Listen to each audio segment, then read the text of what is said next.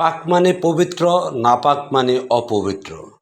স্বামী স্ত্রী রাতের বিছানায় কাজ করলে নাপাক হয়ে যায়, মানে অপবিত্র হয়ে যায়। সেই নাপাকের জন্ম হলেন আপনি। আপনার আপাদমস্তক নাপাক।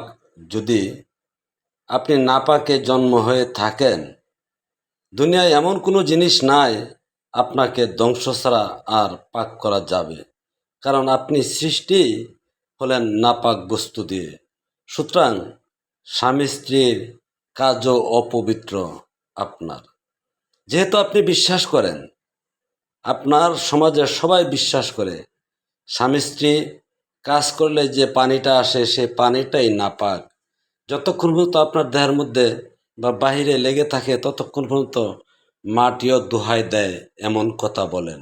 আর সেই নাপাক বস্তু দিয়ে, অর্থাৎ অপবিত্র বস্তু দিয়ে আপনি সৃষ্টি হয়েছেন।